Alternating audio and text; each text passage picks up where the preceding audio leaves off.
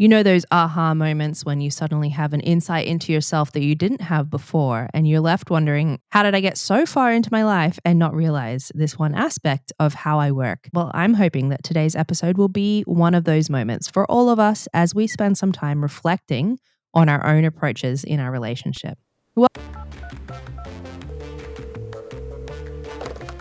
Honey, we need to chat.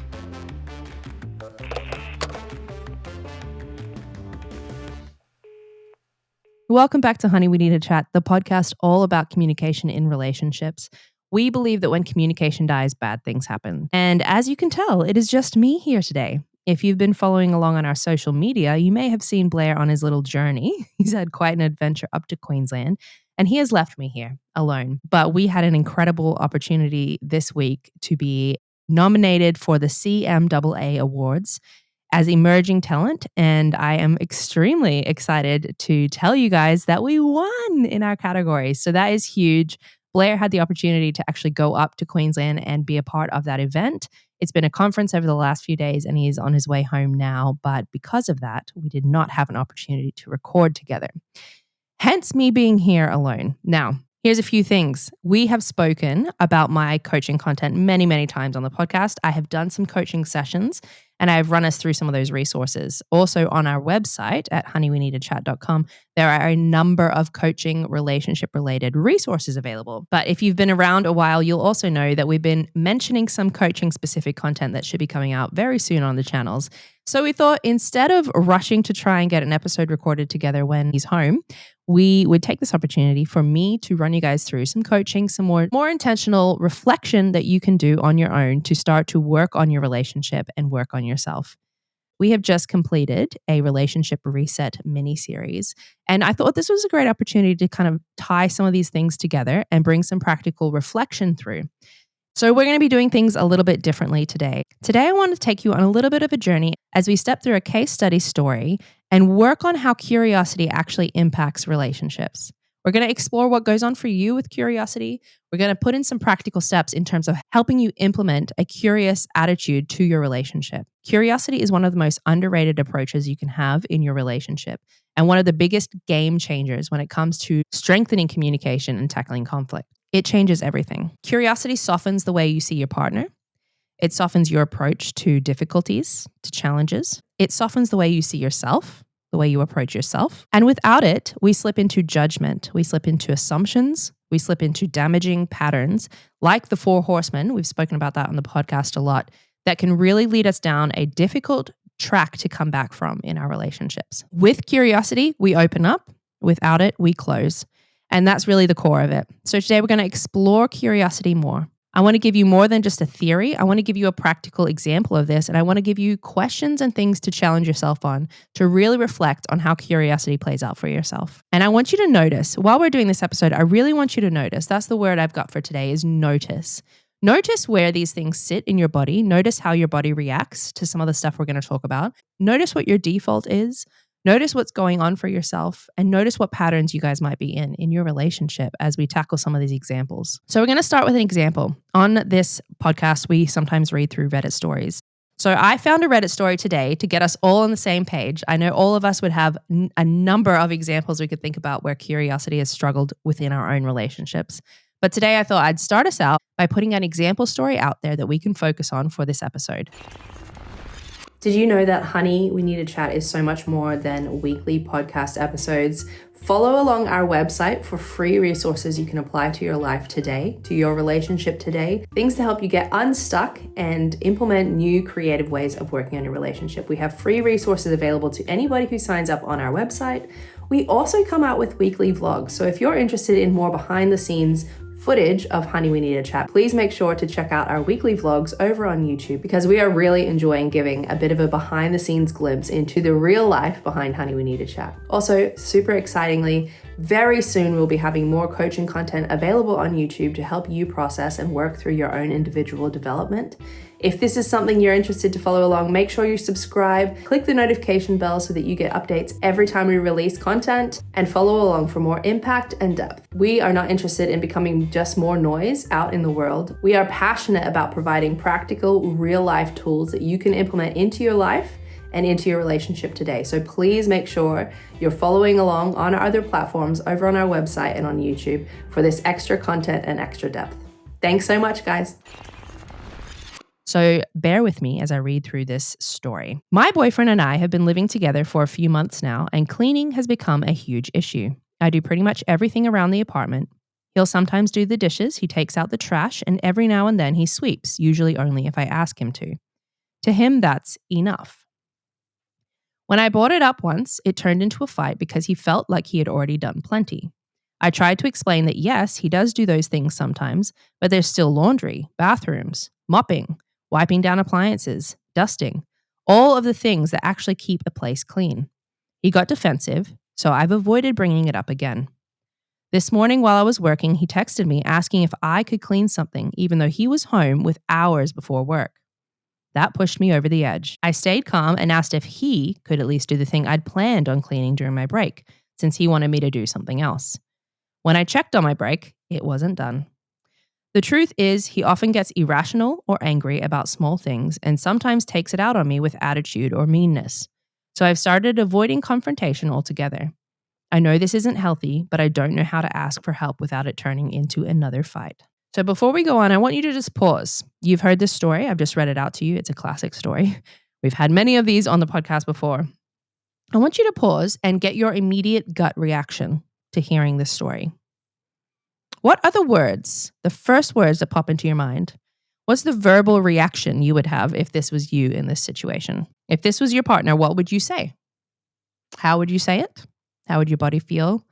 What kind of physical response would you have while you're having this conversation? And like I said before, I just want you to notice. I want you to notice what's happening in your body as you put yourself in the shoes of this person writing the story in. Most of us are probably in the same boat. We probably jump to frustration, annoyance, irritation, blame, and that's okay. That's important for us to notice. That's why I've read this story out. I want us to have our first gut instinct.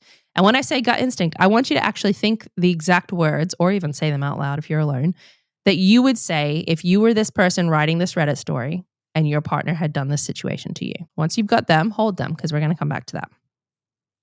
So that's where I want us to start today, in a very human, very reactive headspace. So we're going to talk about curiosity. Why is curiosity important? If you've listened to any of our episodes, you would have heard us say that word 500 million times. It's a really common thing that we navigate here on the podcast because curiosity is such a key to navigating difficulties within relationships and helping communication strengthen. So why is it important though? It's not just because it's nice or it's like a band-aid answer. There's actually a reason why a curious approach is so important in relationships. Curiosity, the definition of it, is a genuine desire to know or learn something.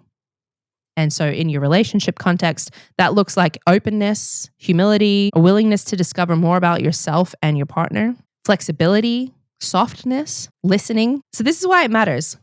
When we get triggered, when we react, like in that cleaning story, if you're listening to this story and you're frustrated by it, we're reacting. So when we react, our brain tends to flip into survival mode, threat mode. That's the amygdala, the fight, flight, or freeze. We've talked about that a number of times. And once you're in that fight, flight, or freeze, your actual brain function is impacted. Once you're in that state, defensiveness takes over. You're defending yourself. If you go down to the basics of what that means, you're feeling threatened and now you're defending yourself. We might go into blame, sarcasm, we shut down, those 4 horsemen play out.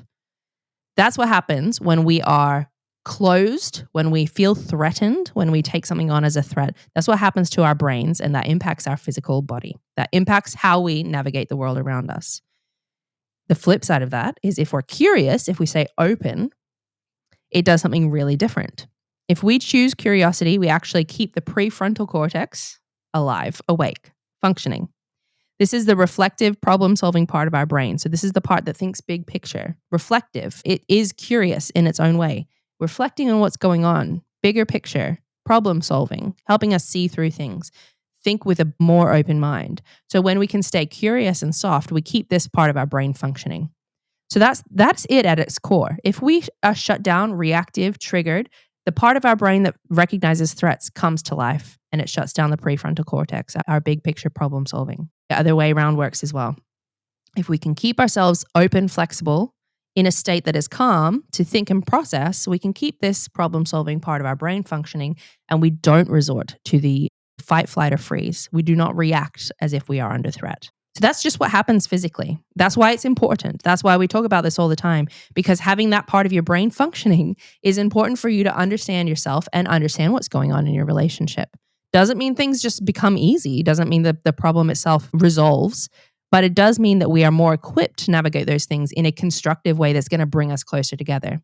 This goes for everything. This is not just our relationships. And obviously, on this podcast, we focus on relationships, but you can apply this across the board. It's also not just the brain. The brain affects our body, the brain affects how we navigate the world around us. And so, if we're in that state, it actually physically affects how we're going to navigate these things that are thrown our way. You might find yourself in these moments where you're tense, feeling a certain kind of way, a tightness in your chest, a clenched jaw, heat rising, something in your gut. And it's important, like I said before, for us to notice this, for us to recognize these, because once we have a clear understanding of what goes on for us physically when this happens, it is another trigger to help us recognize, oh, hang on, I'm going into this state of threat. I'm going into this reactive defensive mode.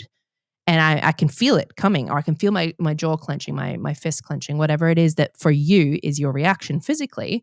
That's a good trigger for us to recognize, oh, hang on, I'm sliding down this path again. Let's remember. Let's try and bring ourselves out of that. So notice what happens for you. Flip side is the same. If you think about what's happening when you're triggered, the flip side, when you're not triggered, when you're open and calm, even in the face of a difficulty, is your body softens, your jaw probably unclenches, your breathing slows, you might lean in more. Curiosity can shift us from tension to openness and can set us up for success in navigating difficulties. Relationships will have challenges. They will, because you're two people. You're two completely different people. Even when you're super similar personalities, you are two different people navigating the world around you. And it's not even just you two, it's all the circumstances that come into play. So you will have challenges, and that's important and it's necessary. It's an important and an okay part of relationships. There's nothing wrong with that. But if you can set yourself up with the softness, set yourself up to succeed in the face of those challenges, that's how you're going to see longevity. That's how you're going to have constructive patterns playing out in your relationship. Hence, practicing the curiosity. So curiosity is a skill. We can practice, we can hone. You may not be a naturally curious person, you can become one. And we've seen that play out in our relationship. I am a very curious person. I don't know if it's a natural thing or something I've just learned from my upbringing. I am a very curious person in a lot of different ways. And when we got together, Blair and I were not at the same level of curiosity. I had other things that I really struggled with that he was a lot more advanced in, but his curiosity level was something that he had to start to implement more and more. His self-awareness and his willingness to learn were the game changers there. The fact that he's been able to challenge himself to do that and he's recognized the importance is what's meant that he's developed that skill now. And he is so much more curious now, just naturally, than he was 11 years ago when we got together. So it's a skill you can learn. You may not have it naturally. It's something you can learn. It's not just something you can learn. It's something that you should learn. And that's why we're doing this today. You are selfish. You only think about yourself. And that is why your relationship is struggling. When I said that just now, how did you feel? What did you feel in your body? Did your chest get tight? Did your shoulders come up? Did you feel a rush of confusion and frustration? Heat rising? Did you think that's not fair? No, I'm not. Defensiveness? Did you want to turn the episode off? I mean, I said that on purpose. Hopefully that's clear. I said that on purpose because I want you to notice when I come out the gate and I say something provocative like that, where are you feeling that? What does that make you feel in your body? You're selfish. You only think about yourself, and that is why your relationship is struggling. Where do you feel that? I want you to notice what happens inside you when words come at you without curiosity. They're sharp, they're heavy, they're threatening. Your brain reacts and then your body reacts, and I want you to notice that. Then we're going to take the same idea and reframe it with curiosity. I wonder if sometimes you get so focused on protecting yourself that you can't even really hear what your partner is trying to say. Same thought. Different reframe. This one has curiosity. I wonder if sometimes you're so focused on protecting yourself that you can't even really hear what your partner is trying to say. See the difference? The difference when words come at you with curiosity or without it?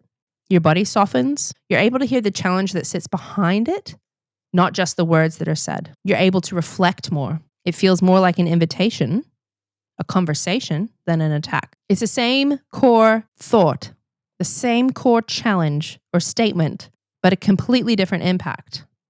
And that is the power of curiosity. And this is what's really interesting about this is it's not just my words that changed. It's also your body reacting differently. The first time, your body took my words at face value in a closed way, not with curiosity. It braced, it defended. But imagine if you were practiced at curiosity. What would have happened to that blunt, judgmental comment? Maybe you would have paused, been a bit confused, and thought, Amy doesn't normally talk like this. I wonder why she said that. And I'm curious how many of you did find that. Why did she say that? That is the power of curiosity. It changes how we speak, but it also changes how we receive. There are two roles that we play in relationships, the giving of and the receiving of curiosity. There's two responsibilities that sit with us. The way we give curiosity and the way we receive with curiosity. And I want to focus on both of those because it's one thing to navigate this topic when you're working on only having curious statements, only having curious attitudes and approaches to the things that are said. It's a whole other thing when you're facing situations without someone giving you that benefit of gentle curiosity. You are still responsible in that circumstance to work on the curiosity you've got going on inside yourself. So let's come back to that Reddit story that we talked about earlier. The one about the boyfriend who hardly does any of the chores around the house, who gets angry when it's brought up, and even texted his girlfriend when he wasn't working, asking her to do more cleaning. Let's come back to that story. When we first heard it, we probably all mostly landed in the same place with that story, which is this guy's super lazy. He's super immature. Our gut response was probably frustration, thinking about the words we would say. But I want to step into his perspective for just a second and work on this curiosity piece. What might be happening under the surface for him? Could it be that he grew up in a household where chores were always someone else's responsibility? And so he genuinely does not even see the gaps. Could it be that his anger isn't actually about the cleaning? It's about feeling criticized, and something in the way that she's communicating or the way he's receiving it is making him feel criticized and undervalued. Could it be that he's under stress, overwhelmed, or burnt out, and he hasn't learned how to communicate those things? And irritation is his only language. Now, none of these things excuse his behavior or his responses, and that's really important. None of these things excuse it. And as we're navigating the world around us and we're navigating our relationships, the curiosity piece doesn't excuse someone for being responsible for their own behavior. But what it does do is keep us soft to exploring what might be happening behind that behavior. And it gives us possibilities to explore. It gives us a way forward. It gives us hope in circumstances that don't feel like they have much hope. If you think back to your first gut reaction when we read through that story the first time, the words that you would have said, the physical response you would have had, think back to that and try and remember it. If you were to shift that now and respond again, but differently, this time with curiosity, how might it sound different? What would be different this time? Maybe instead of you're lazy, you never help, or you're super immature, maybe it might have been like, I'm feeling overwhelmed and I need to know if you see this as a shared responsibility. Or when you don't follow through, I feel unappreciated. Or even just a simple, when I ask you to do something like this, what happens for you? What's going on? I can see you're struggling with my request. What's happening for you in that? Gentle, not passive aggressive comments to explore what is happening for him. Why is he so defensive when I'm asking him to help? Or even exploring what's going on for you mentally. What's feeling heavy right now? What's feeling heavy for you right now? What's on your mind? And seeing if you can explore what's going on for him. Potentially there's a reason that he's not doing more around the house.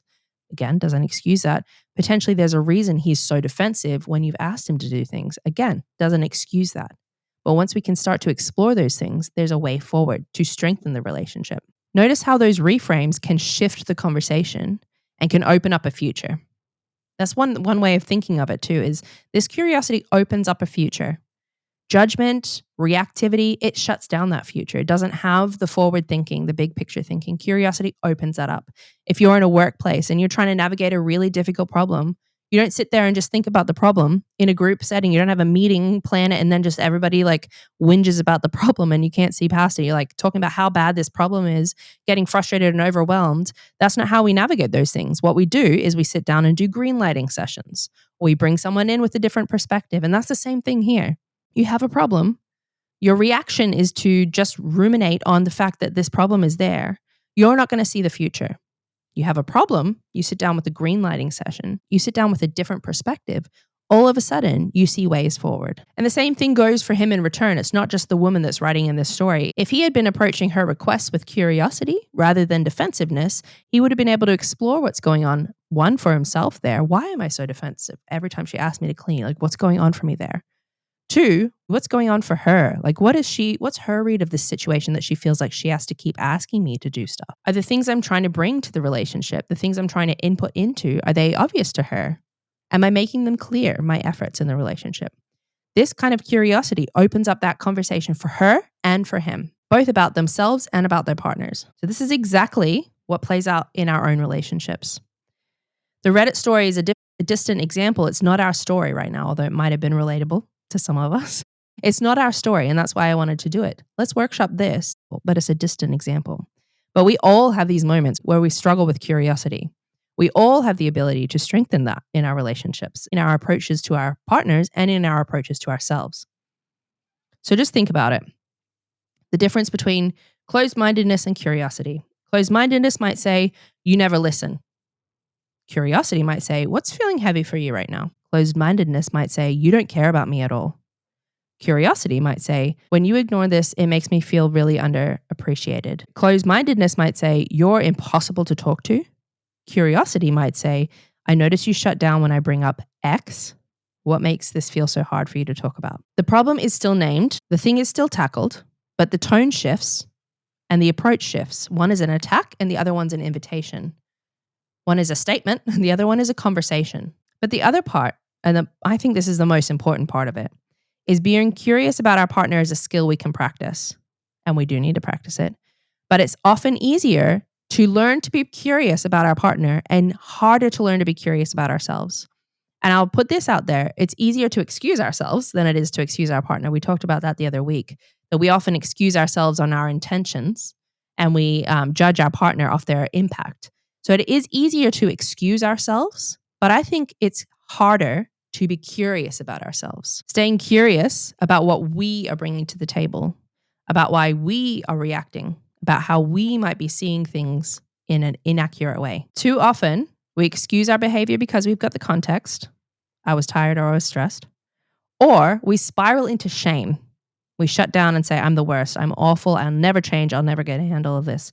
But we don't sit down and be curious about what's going on for ourselves. There's a lot of the reasons why we'll struggle with internal curiosity or self-awareness, you could put it. Sometimes it's trauma, family backgrounds, patterns that are deeply, deeply entrenched. Sometimes it's an overwhelm at the thought of how much work would have to go into becoming aware of the stuff that we're doing. Habits, burnout, exhaustion, mental health issues. There's a lot of the reasons why we'll struggle to internally reflect and be curious about ourselves and our own impacts.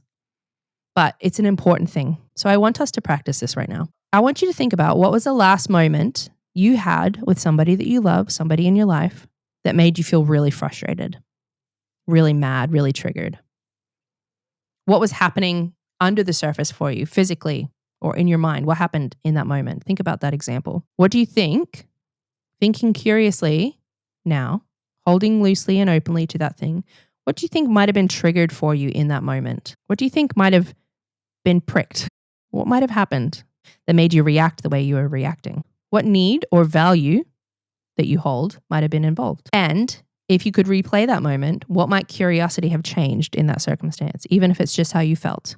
How might that have changed for you? And this is where the real growth starts, having that approach of curiosity and reflection, using those examples so that we can learn, not being frustrated at the examples that we've got.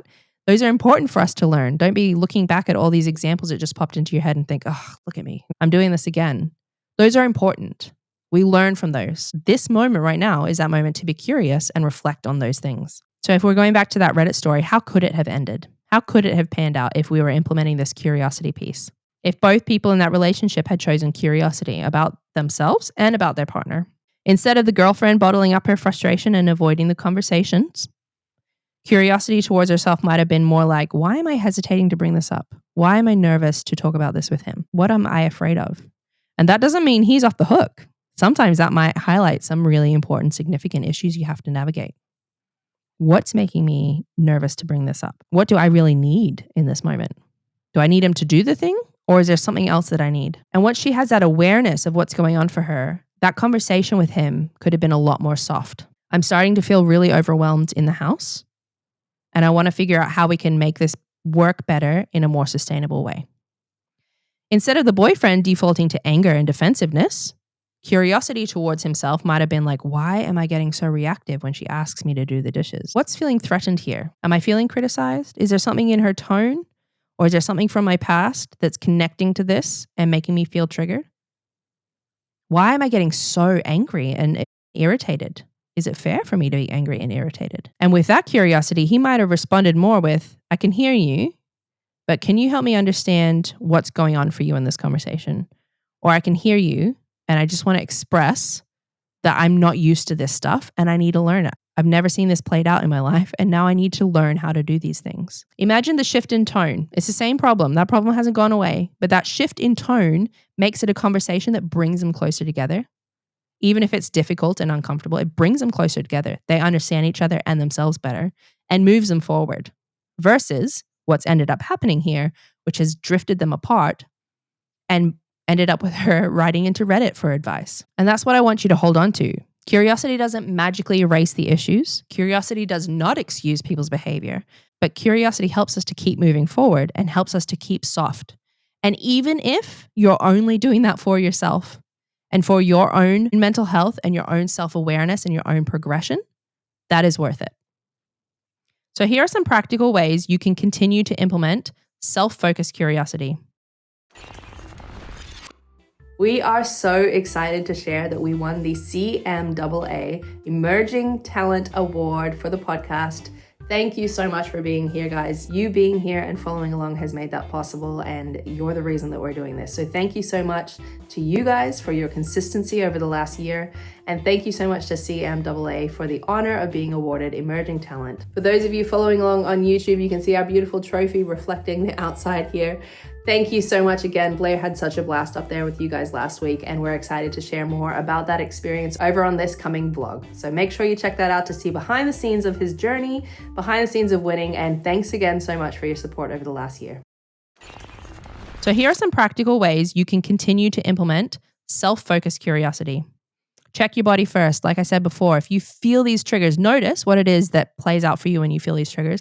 If you start to feel them, if you start to feel activated, ask yourself, what is happening in my body right now? Release those things. So if it's clenched jaw, choose to release those things, but also why is it happening? Then name the trigger instead of what's going on. It's not they made me angry.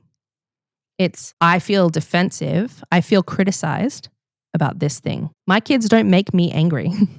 I am angry because of the circumstances and my lack of regulation. So naming the trigger rather than your reaction to it is a really powerful way of reframing the situation.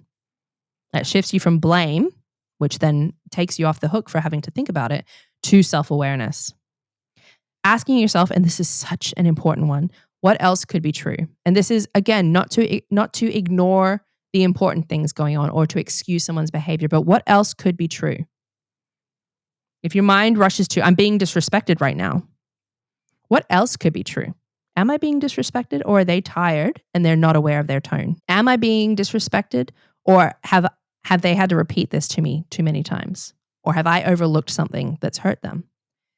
What else could be true helps you expand your perspective of what's happening and helps you see a way forward again. Separate the story from the fact. What actually happened versus what am I telling myself about what happened? That is a really important way of calming your body down, because you're removing yourself one step from that emotion, and you have then a clearer way to look forward and progress forward. And reframe your self-talk. I'm awful. I'm bad at this thing. I never get it right. Or even the victim side of that is like, they're always at me. They're always at me. They're always criticizing me. It's not my fault. It's not my fault. Reframing that to, I'm feeling neglected, or I'm feeling criticized. This is a value of mine that's been pricked. So this week, I want you to pick one of these things we've talked about: checking your body, naming the trigger, asking yourself what else could be true. separating the story from fact and reframing your self-talk. I want you to pick one of these things and I want you to practice that, implement that. Curiosity is not about excusing behavior. It's not about pretending everything's fine when it's not. But what it is about is giving us a new way to tackle the challenges that come up in our relationship, a new perspective and a new way to keep us moving forward rather than keeping us closed. So thank you for joining me today for this different type of Honey, We Need a Chat. And I hope that this is a nice way to wrap up this relationship reset mini series we've done. Having time to reflect on what is going on for yourself. If this was helpful for you, please share it with somebody that you think it might be helpful for. We are all learning all the time. And every time, I say this all the time, but every time I do an episode, it's often for me. So I'm taking things away from this today, and I hope you guys are too. We will chat to you soon. Can't wait to see you next week. Thanks, guys.